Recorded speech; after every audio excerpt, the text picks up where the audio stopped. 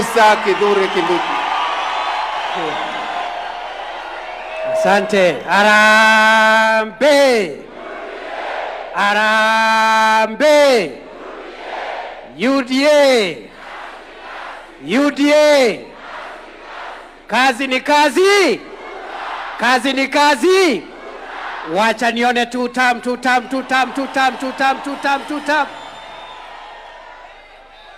UDA ni fire si fire. UDA ni noma si noma. UDA ni mbwekse si mbwekse. Wacha nione mbwekse ya William Ruto jameni. Mbwekse. Asanteni sana, naomba tuketi. Leo ni leo, msema kesho. Leo ni leo, msema kesho. Bas, wenzangu wanachama wa UDA, wagombea viti mbalimbali vya kisiasa.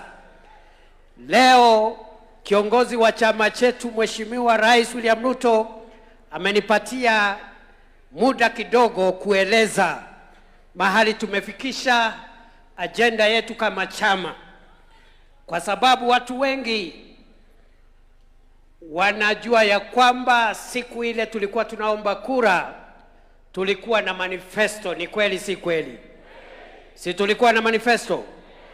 Kwa hivyo inatakikana wewe kama mgombea wa kiti cha kisiasa kwa chama chetu ujue vile utajibu maswali ya vile tumefikisha agenda yetu na manifesto yetu, na ile imebaki ujue vile utaeleza mpango ambao tuko nayo wa kukamilisha manifesto yetu ambayo tutaitimiza 100%, 100%. Niendelee nisiendelee? Niendelee nisiendelee? Kitu cha kwanza, mnajua ya kwamba 2022 wakati Rais William Ruto anaapishwa kama rais wa Kenya, tulikuwa na matatizo mengi ya kiuchumi kwa sababu nyingi, ikiwemo ile season tulikuwa tumepitia ya maneno ya uchumi wetu kufungwa kwa sababu ya ugonjwa wa corona. Shilingi ya Kenya haikuwa na nguvu. Wakati rais ameapishwa, kupata dola moja ulikuwa unahitaji shilingi 165. Lakini kupitia kazi kubwa ambaye rais ametuongoza, tumeona ya kwamba shilingi ya Kenya imeimarika dhidi ya dola ya Marekani, na sasa kwa zaidi ya miaka miwili shilingi ya Kenya imekuwa dhabiti na imekuwa shilingi 128 kwa dola moja for more than 2 years now. That shows that our currency is stronger than it was in 2022. Rais William Ruto ni fire si fire? You all know that the inflation rate was at 9.6%. Today, inflation has come down. In December, it was 4.5%. In January, Central Bank has given the figure of 4.4%. Inaendelea ikiteremuka. Siku ile rais anaapishwa 2022, hakukuwa na foreign exchange ya kufanya biashara. Wale wanafanya biashara wakitoa bidhaa nje ya nchi ndio wauze na wapate riziki yao. We did not have enough dollars. Our foreign exchange reserve in 2022 was $5.7 billion. Today, we have more than doubled the amount of foreign exchange available at the central bank. Today, we have $12.1 billion as foreign exchange. Na hiyo ndio imesaidia kiasi kudhibiti uchumi wetu. Shilingi iko na nguvu zaidi, inflation ama mfumuko wa bei umeshuka, na pia tuko na dollar reserves ya kutosha. Niendelee nisiendelee? Mnajua ya kwamba 2022 uchumi wa Kenya ulikuwa umeorodheshwa kama uchumi namba 8 barani Afrika. Mwaka uliopita uchumi wa Kenya umeorodheshwa sasa, umepanda ngazi kutoka number 8 in Africa to now the 6th largest economy in Africa. Tumepita nchi mbili ikiwemo Angola na Ethiopia. Rais Ruto, ni fire si fire? Tuendelee tusiendelee? Kwa hivyo ukiangalia, if you look at what economists call macroeconomic indicators, the strength of the shilling, inflation rates, interest rates, foreign exchange reserves, if you look at all those indicators, you will find that President Ruto, through difficult decisions, has stabilized the economy. We have a more stable economy than we had in 2022, na ndio tunasema Rais Ruto aendelee. Aendelee asiendelee? Aendelee asiendelee? Jambo la pili ni mambo ya kilimo, mambo ya ufugaji na mambo ya uchumi samawati. The majority of the people of Kenya earn their living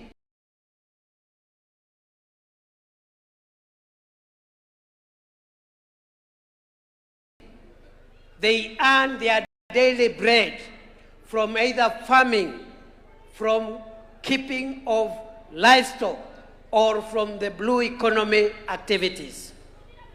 More than 70% of the people of Kenya depend on farming, depend on livestock, depend on the blue economy activities. Tumefanya nini mpaka saa hii? Tumehakikisha kwamba wakulima ambao walikuwa wanapata fertilizer kwa bei ghali 2022, bei ya fertilizer ilikuwa 7,000, leo ni 2,500. Jambo la pili, tumehakikisha kwamba kupitia sera za kubadilisha kilimo tumevuna mahindi ya kutosha. In the last 3 years we have improved our harvest of maize, which is the staple food in our country, from 44 million bags in 2022 to 67 million bags in 2024 and 75 million bags in 2025. Rais Ruto, ni fire si fire? Ni fire si fire? Bei ya kahawa imeongezeka. Kahawa kilo moja 2022 ilikuwa shilingi 70. Leo 120, 130, 140, 150, 160 ikisonga mbele. Ni kweli si kweli? Ni kweli si kweli? Wale ambao ni wakulima wa miwa, mnajua ya kwamba tulikuwa na matatizo mengi, hatukuwa tunapata sukari ya kutosha. We have improved our sugar production in our country from 472,000 metric tons in 2022 to currently 815,000 metric tons. We have reduced the amount of imported sugar by 70%. Tulifanya nini? Tukiongozwa na Rais Ruto, tuliweka sheria mpya, a new sugar act. Ya pili, tukafukuza cartels, wale walikuwa wananyanyasa wakulima. Ya tatu, tukapeana subsidized fertilizer for the first time to sugarcane farmers. We increased the number of acreage under sugarcane production by an extra 200,000 acres. And today, sugarcane is doing well. The farmers, when they deliver sugarcane, are paid every 7 to 10 days. The workers are paid at the end of the month. And for the first time since sugarcane farming was introduced in Kenya, the sugarcane farmers walilipwa bonus kama wale wa majani chai na wale wa kahawa. Rais Ruto, ni fire si fire? That is what we are doing in agriculture. We have so many other value chains. Time will not allow us to discuss all of them. In livestock production, we are producing more more milk than before. In 2022, milk production in Kenya was at 4.6 billion liters. Today, or last year, we have moved from 4.6 billion liters to 5.3 billion liters. Ni fire, si fire. The value of our exports of milk products, dairy products, to the regional market, neighboring countries, the value of our export has risen tremendously, and from what we used to have 4.9 billion shillings in 2022, and last year we are able to reach 8.9 billion shillings. Rais Ruto aendelea asiendelee? Aendelea asiendelee? Our export of meat for livestock farmers has improved by 45%, and last year we were able to export 12.9 billion shillings for meat exporters from Kenya. Na pale Kenanya River tuko karibu kukamilisha sasa Kenya Leather Industrial Park, ambaye itafanya value addition, ambaye tumelilia kwa miaka mingi. For more than 60 years, we have been wanting to add value to leather products so that we can make our own shoes, we can make our own bags, and make more money for livestock farmers. The Kenanya Leather Industrial Park is almost 90% complete.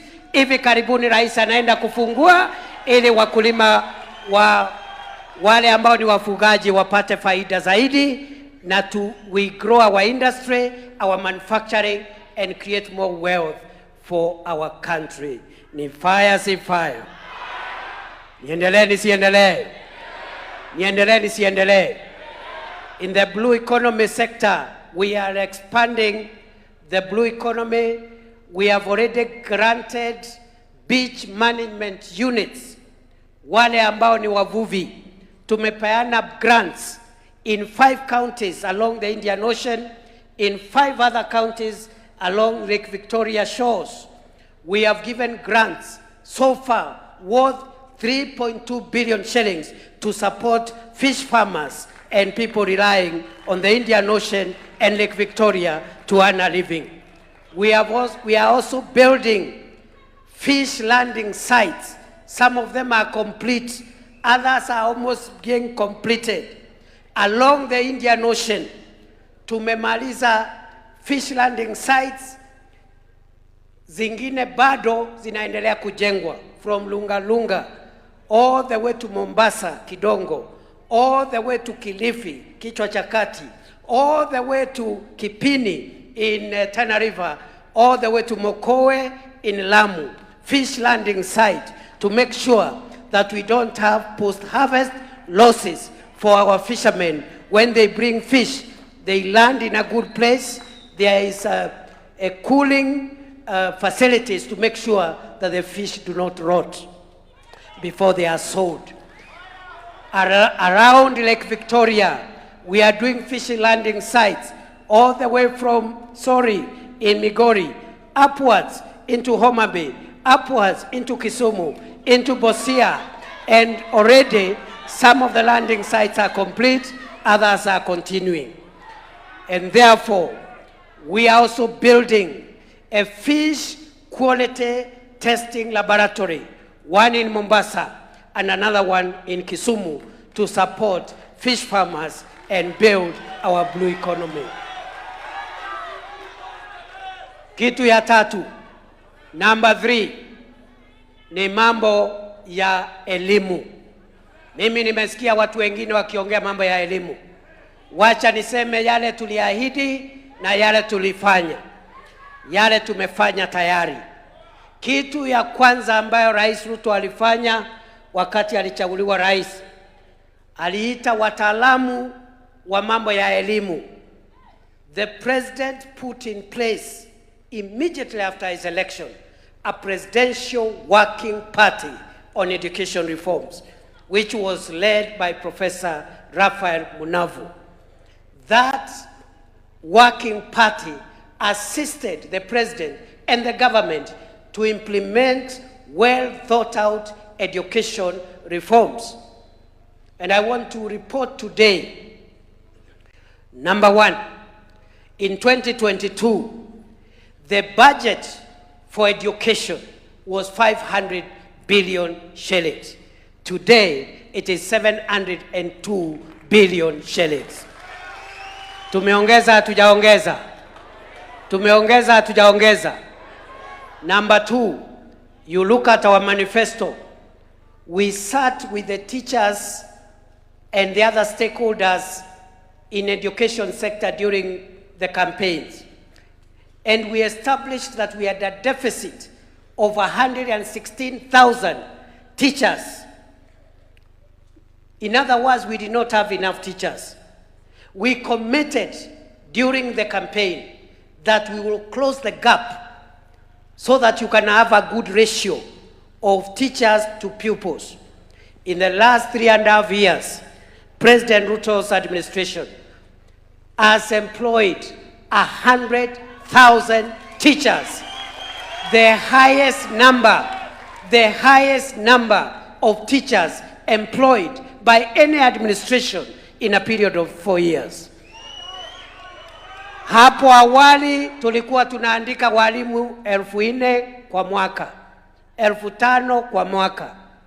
Na kwa sababu tulikuwa tunahitaji kuajiri walimu 116,000 in 5 years, tukaona tukienda na hiyo style hatutafika. And therefore you can see, if we continued employing 5,000 teachers per year, it would have taken 20-something years to employ 116,000 teachers. Nearly 24 years. William Ruto has already employed 100,000. We are remaining with 16,000. Na hii mwaka tunamalizana na hiyo commitment. Rais Ruto ni fire, si fire. President Ruto's administration has also built 23,000 classrooms. Is in the process of building 1,600 laboratories. President Ruto's administration, the UD administration, the Kenya Kwanza administration has also ensured that going forward, we reduce the number of university students who cannot afford to pay fees. We have introduced a new student-centered funding model that looks at the needs of the individual student as opposed to sending money to universities. And today, I can assure you that many universities that were facing insolvency have come out of insolvency because of the new university funding model. We have increased the money that we give HELB, Higher Education Loans Board. In 2022, it was 17 billion. Last year, 41 billion. We have increased the money we give our universities. In 2022, it was 41 billion, 45 billion. Today, or last year, it was 82 billion. And therefore, I want to hear those who are criticizing this administration in matters education to look at Kenyans in the eye and tell us what facts, what logic are they using in their assessment. Mimi nasema hivi vile vile. Munajua wakati wa campaign, everywhere we went, wananchi walikuwa wanasema abolish CBC. Ni kweli si kweli? Kwa sababu CBC ilikuwa na mzigo, curriculum ilikuwa na mzigo mkubwa kwa wazazi. Mtoto anakuja nyumbani, anaambiwa tengeneza gari overnight. Sijui shona, sijui nini, shona kitenge, upeleke shule asubuhi. Wazazi walikuwa wanasema toa hiyo CBC. Leo mmesikia hiyo kelele ya curriculum ya CBC? Si imeisha? Mwenye kunyorosha ni nani? Mwenye kunyorosha ni nani? Rais Ruto ni fire si fire. Aendelea siendelee. Kwa mambo ya TVET, munajua ya kwamba this government so far has employed 3,300 TVET tutors or lecturers. For a long time, the government had forgotten that sector. Enrollment ya wale wanafunzi wako kwa TVET. You know, ordinarily, kwa sababu mimi ni mtu nimekuwa hapo mbele nilikuwa nafundisha, I can say this: you should have more young people in TVETs and tertiary colleges than in universities. Si ni kweli? But we found an inverted pyramid. There were more students in university than in TVETs. Today, the figure of TVET students, which was at 297,000 in 2022, has risen to 718,000 in 3 years. Today, we have introduced far-reaching curriculum changes in TVET, including modularization, to allow Juakali artisans and other people who want to go to TVET to come in for 2-3 weeks for a module, go back and work, come later for another module, go and work, come for another module, and accumulate a credit system that will give them a final certificate once they finish all the modules. So we have introduced curriculum changes to introduce modularization of the curriculum, to introduce recognition of prior learning, and to introduce the dual training policy that mandates or that makes it mandatory for all TVET students to have industry experience before they graduate. Ni 2 terms, si 2 terms. Ni 2 terms, si 2 terms. Ni 2 terms, si 2 terms. Ni 2 terms, si 2 terms. Wacha nione mbwekse ya William Ruto jameni, mbwekse. Wale ambao wanaongea mambo ya elimu tafadhali, I want to reiterate what the party leader said recently. Please don't disturb us. We are trying to sort out the mess you created in the education sector.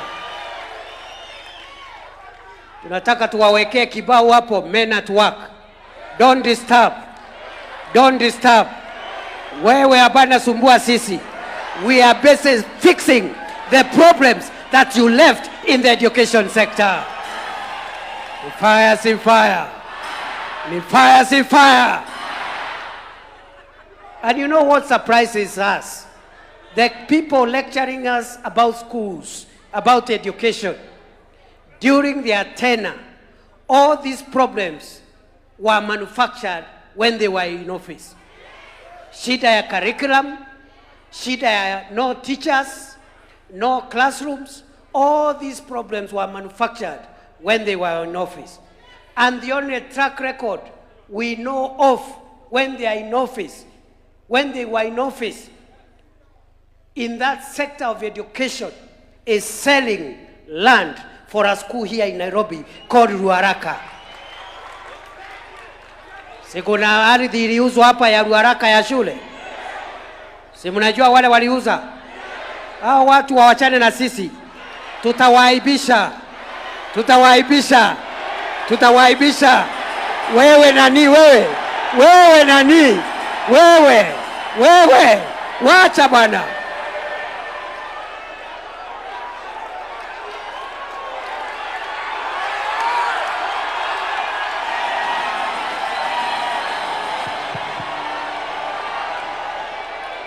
Thank you very much. So,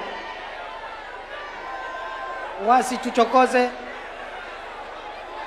na wakituchokoza tutawaambia vile tuliambia ule mwingine pale Mbere North. Tutawaambia vile tuliambia ule mwingine pale Mbere North. Simulisikia mambo ya Mbere North? Ile mambo ya Wamuthende. Wewe nani wewe? Wewe nani wewe? Wewe nani wewe? Wewe nani wewe? Bas. Number 4. Naomba tuketi jameni. Naomba tuketi. Number 4 ni mambo ya afya. Munajua ya kwamba we committed in our manifesto to change the health insurance program. Sio ati ni mambo tulianza wakati tumeingia ofisi. We said we will change it. Kwa sababu ile NHIF ilikuwa na Wakenya 7 million only. Na tukasema ya kwamba hii NHIF iko na ubaguzi. Wakenya ni 55 million, but only 7 million were covered by NHIF. Ilikuwa lazima uwe na mshahara, uwe na pesa, ndio ukuwe na insurance ya NHIF. Tukabadilisha, tukaleta mfumo wa kufanya kila mtu akuwe sawa. We need to equalize everybody, whether you have a job or you don't have a job. Whether you have a salary, you don't have a salary. You have a business, you don't have a business. You can fall sick, you need a medical cover, which will take care of you and reduce your medical bills. Today, we have a better scheme that is covering more Kenyans. Instead of the 7 million Kenyans that were covered under NHIF, this morning, under SHA, Taifa Care, 29.2 million Kenyans are registered. Na bado tunaendelea. By December tutafika 45 million. By June next year tutafika 55 million. Hiyo ndio inaitwa universal health coverage ya kila mtu. The challenges that we are addressing now going forward is about the availability of the right drugs in time. Already we have decentralized the availability of health commodities.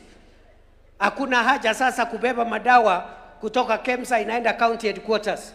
Madawa sasa inaenda direct kwa dispensary, kwa health center, kwa hospitali. We have also introduced a national equipment support program where we are installing equipment in our health facilities, and we are targeting eventually not to concentrate only on level 6, 5, and 4 as was done previously, but we want to take equipment now to level 2 and level 3 hospitals so that they can have the right equipment. Tuendelee tusiendelee. In terms of primary health care, you know, one of the early policy decisions we made under President Ruto was to employ community health promoters. We have 107,000 CHPs in partnership with county government that are helping at the grassroots to educate the public and make sure that we prevent dangerous diseases from accumulating and from escalating to levels where they become expensive to treat. We have 107,831 CHPs supporting communities at the grassroots and helping them so that to prevent diabetes, to prevent hypertension, to prevent other diseases, and also to encourage those who have existing conditions to take their medicine and to change their lifestyles so that they can live longer, because if you have the right medical advice, even if you have a condition, you can live for a very long time. CHPs in fire, see fire. So we have done so much in the health sector. Because of time, let me go to number 5. Job creation. Kwa vijana. Niseme. Many politicians are giving us lectures about unemployment and lack of income opportunities for young people. Many governments have come and gone, but we have never had a comprehensive, deliberate, intentional program run by government for creating jobs and income opportunities This is the first time under the UDA administration. Niseme nisiseme? Niseme nisiseme? Munajua tuko na program ya affordable housing. You know we have affordable housing, where we are building houses for the people of Kenya to give them dignity. We want to increase the number of Kenyans who live in decent places. That program will transform Kenya in a way we will not believe. It will transform Kenya. That is how. Ni Singapore si Singapore. Ni Singapore si Singapore. That is how nations are built. And I want to challenge those naysayers who are saying that they will roll back the affordable housing program. I want you to tell us how else you can quickly increase Kenya's gross national income if you remove housing. The countries that the president is talking about all the time, Singapore, Malaysia, South Korea, all these countries, one of the catalysts, one of the enablers of rapid development is a very well thought out housing and public infrastructure program. Next time they are going to do an assessment, the World Bank, you will see in a short while the placing that Kenya is going to get in the gross national index income per capita. Kwa sababu nyumba moja ni kama shilingi milioni 2, milioni 3, milioni 4. Now, ordinary people who would never have dreamed of owning a house are house owners.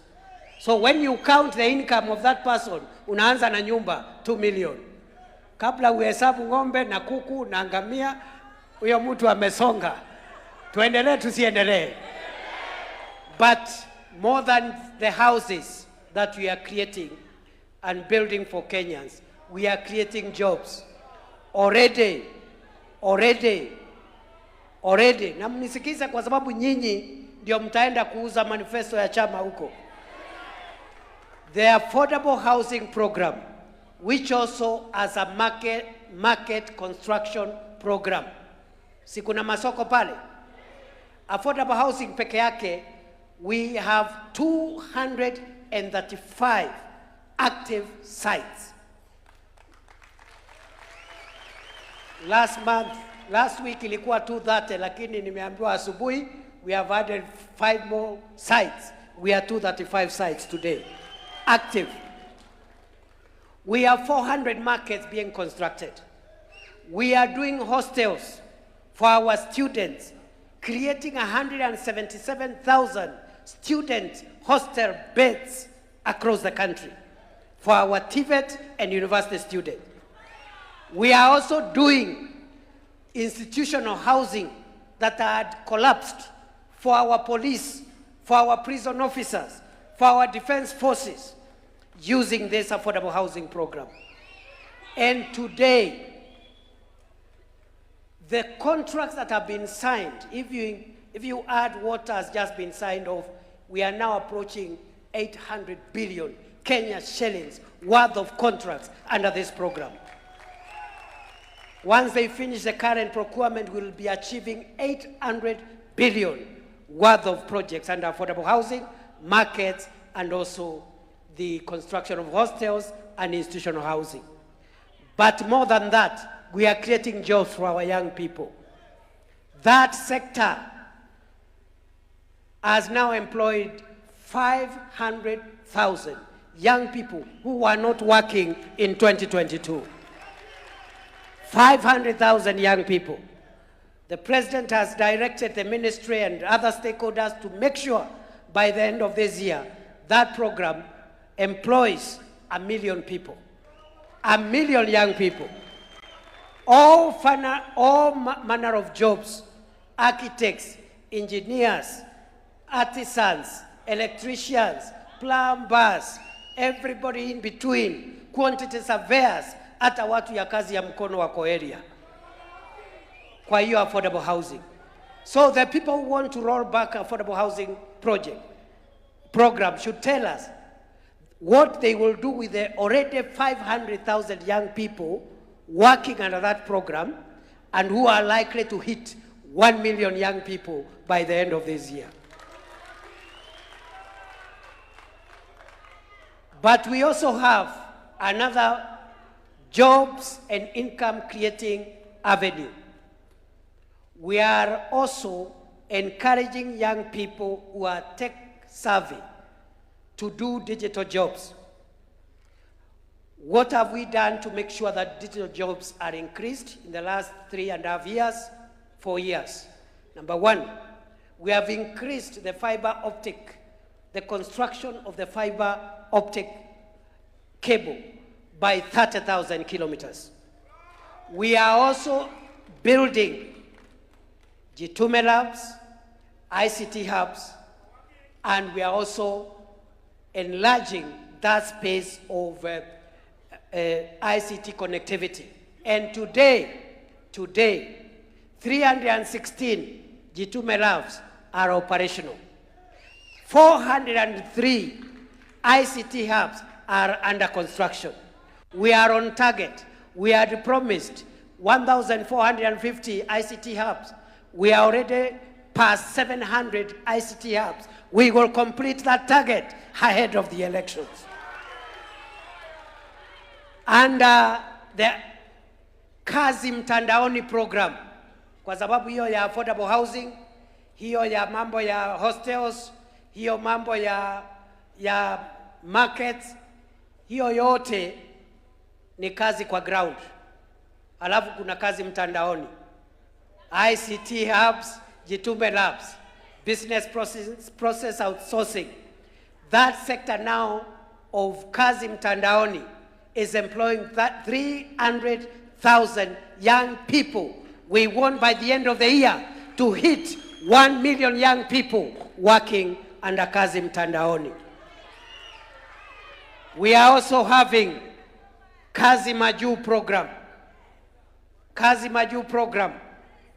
When President Ruto was sworn in, there were so many cartels harassing people, trying to assist people using the pretext that they want to assist them to get jobs abroad.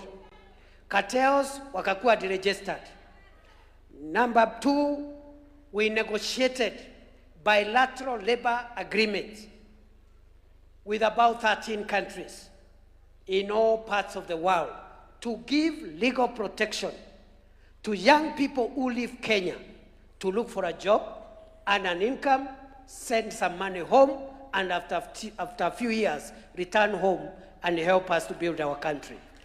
So now we have a very well-structured Kazi Maju program, as a result of which, by this morning, 538,000 young people are working abroad. And as a result of that, we have increased our diaspora remittances. Ile pesa inatuma kutoka ng'ambo has increased by an extra $1 billion in the last 3 years. Under the leadership of President William Ruto, the Ministry of Labor and other stakeholders have been directed to work with all of us to make sure that the target for the Kazi Maju program also hits 1 million young people by the end of the year. So you'll have 1 million people. Right now ni 538,000 under Kazi Maju. Kazi Mtandaoni, currently 300,000. We want to increase to 1 million. Kazi kwa ground, kwa affordable housing, 500,000 today. We want to increase to 1 million by the end of the year. The other thing that the president has helped us to introduce is support for young people who may not have a degree, who may not have a diploma, but they have a talent to do business. So we have the Nyota program, which is ongoing at the moment. Under the Nyota program, we are going to reach to 820,000 young people to empower them to create jobs, to become entrepreneurs, and also to be able to be assisted to access government procurement opportunities. And of course, we are also employing in the public service. I've talked about the 100,000 teachers. We are also helping the private sector to create jobs. So we have a well thought out program for creating jobs kwa ground, kwa mtandao, na majuu. Rais Ruto ni fire, si fire. Ati kazi kwa ground, kazi kwa mtandao, na kazi kwa ground, kazi mtandaoni, kazi. That is how you transform an economy. That is how you empower young people. Not by inciting young people and telling them they are hopeless, telling them they will never get any opportunity, and you are in leadership. I saw one character telling young people who are graduating, I want to tell you there are no jobs. How do you tell a young person leaving school that there is no opportunity in life? Instead of encouraging the young person, instead of helping the young person understand the opportunities that are available and give them hope as they wait for their turn. And therefore, this jobs and income creation program is going to help us create jobs for around 5 million young people, some working here on the ground, some working in the public sector, some in the private sector, some working in the internet, kazi mtandao, some working abroad, some doing business under nyota. That is how you empower and transform the young people of a nation. Vijana hoye! Vijana hoye! Mimi najua aspirants wengi hapa ni vijana.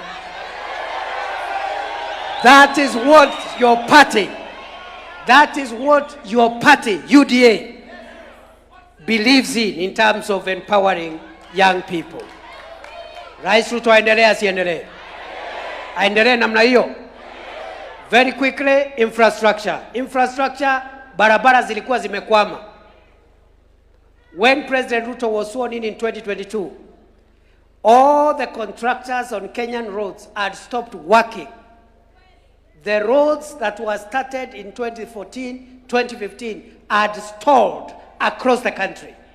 Some of them stalled in 2018, others stalled in 2019, others in 2020. By the time President Ruto was sworn into office, we had pending bills owed to contractors of 190 billion Kenya shillings. President Ruto has paid all the pending bills for all the contractors, and therefore I can proudly confirm to you that all the stalled roads, the contractors are back. If they have not arrived, they are on the way, and those roads, we have enough money to build and complete them, a total of 6,000 kilometers.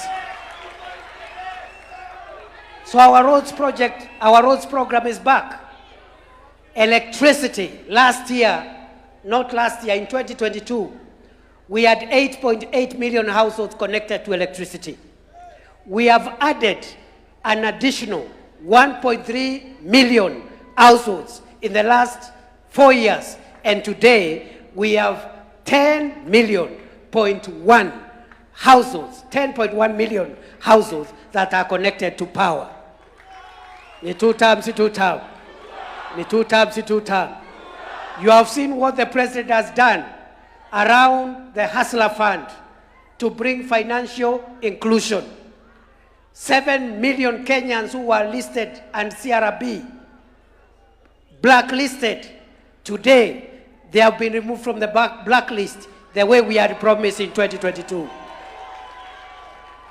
There is now Hustler Fund, which has been enhanced to give loans up to 150,000 shillings without logbook, without security, without collateral, as we had promised during the campaigns.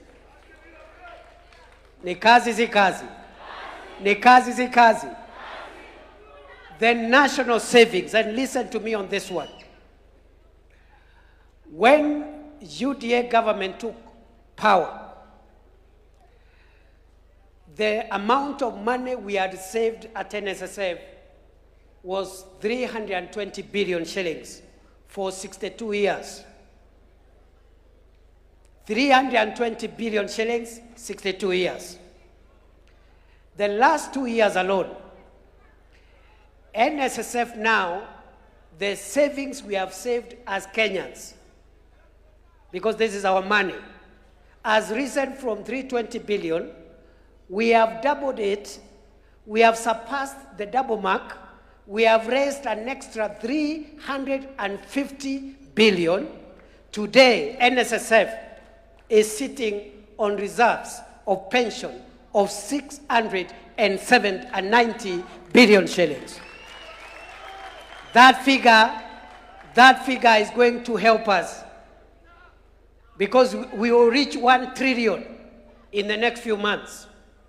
That is the money that government will borrow to do high return infrastructure or infrastructure projects with high returns, so that we stop borrowing money from overseas. We must redeem our country from the indignity and the embarrassment of having to borrow money around, because the money we get from World Bank, the money we get from overseas partners, it is money that has been saved by citizens of other countries. That is the money they loan the World Bank. The World Bank loans us that money. We will borrow our own money and remove Kenya from the shame of relying on foreign money. We are on the road to freedom. Say freedom is coming. Say freedom is coming. Say freedom is coming. We are on the road to freedom. I want to end my remarks by saying this about the future. First, we have done a good job. We are the first party in the history of Kenya that has governed using a manifesto and is following step by step, chapter by chapter, paragraph by paragraph, sentence by sentence, to make sure we implement that manifesto. Ni kweli si kweli? Si ni manifesto yetu? You will get a copy of our manifesto. The president is going to speak to that. You will also get the progress report, ama scorecard. So utakuwa na manifesto, what we promised and what we have achieved, so that you know what is remaining. So the president has led us to think about the future. And we have reflected on the future. And we have come to a firm and irrevocable conclusion that it is possible to transform the economy of Kenya from third world economy status to first world economy status in 1 generation. Let me repeat. The president, who is our thought leader, has helped us to envisage a new Kenya. We have come to the firm and irrevocable conclusion that it is possible to transform the economy of Kenya from third world economic status to first world economic status in 1 generation. And that's why Kenyans must be very, very firm and refuse any policy disruption that can roll us back. Because Africa and the developing world suffers from policy disruption. Unasikia mtu anasema atabomoa affordable housing, atabomoa SHA, atabomoa sijui nini. We need continuity. We need continuity. Not for 5 years, not for 10 years, not for 20 years, not for 30 years, 40, 50 years of continuity to transform our country. Other countries have done it. South Korea did it. Malaysia did it. Singapore did it. China did it. Kenya can do it. Ni fire, si fire. Ni fire, si fire. So the president has told us We must modernize our infrastructure, have more roads and superior roads. And if we continue at the pace we are doing things, we will not achieve this dream. That is why we have come up with the National Infrastructure Fund, which was in our manifesto. We had said in our manifesto that we will bring the National Infrastructure Fund. We have now brought it. The National Infrastructure Fund will help us get enough resources to build enough roads for our country. And therefore, since 1963 to now, we have built 20,000 kilometers of road. During a similar period, Japan has built 1.1 million kilometers of road. So, President Ruto has said 1963 to now 20,000 kilometers of road. The next 7 years, 28,000 kilometers of road. Pesa tutapata wapi? Kwa National Infrastructure Fund. Ama namna gani jameni? Wale wanapinga National Infrastructure Fund, unapinga barabara. Na mnapinga uchumi wa Kenya. Ni kweli si kweli? Ni kweli si kweli? So we have to modernize our roads. We have to have money to modernize our roads. And you have seen, we have paid all the contractors for the Stalled Road projects. We have started dueling Rironi Mau Summit Road. Ni kweli si kweli? And we have so many other dual carriageways we want to do, including Machakos Turnoff to Emali, including Kitengela to Namanga, including Marwa, Nanyuki, Isiolo, Makutano, Embu, Meru, and so many other roads across the country. Hii Rironi Mau Summit haitakomea Mau Summit. Branch moja itaenda Eldoret, iende Bungoma, iende Malaba. Hii ingine itatoka hapa Mau Summit, iende Kericho, iende Kisumu, iende mpaka Malaba, Busia, iende Busia. That is what we are doing for our country. We need more roads now, not tomorrow. Now, not tomorrow.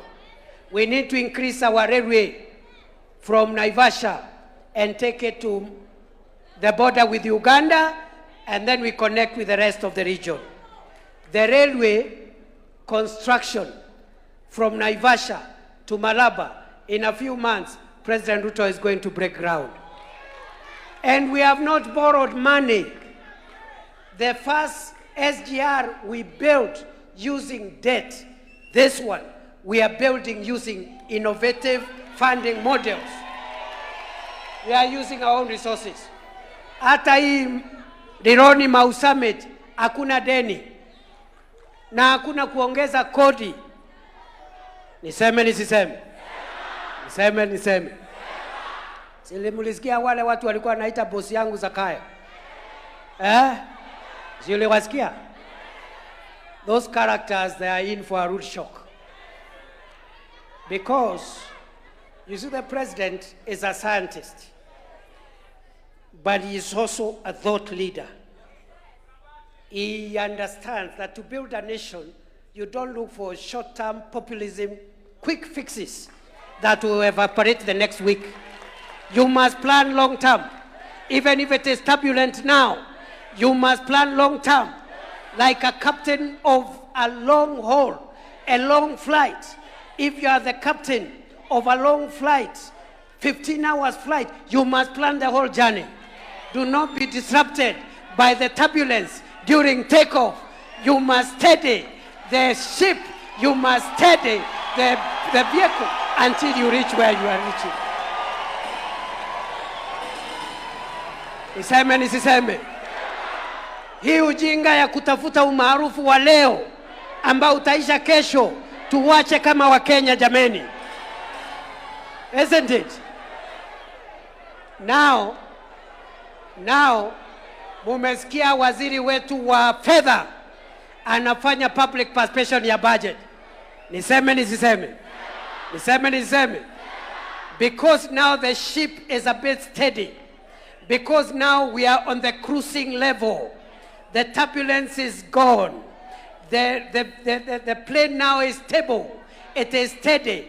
President Ruto is bringing legislation, tax amendment laws. This February, tunaweka sheria bunge, tukiongozwa na William Ruto. Any Kenyan earning below 30,000 will not pay tax.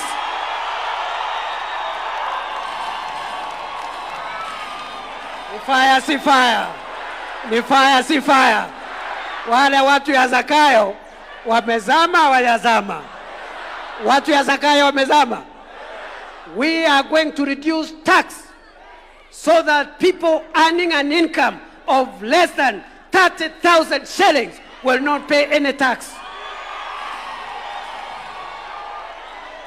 Kama rais wetu angeingiwa na woga, if he was a coward, if he didn't make the hard decisions in 2022 to steady the economy, we will not be talking about exempting Kenyans from paying tax today.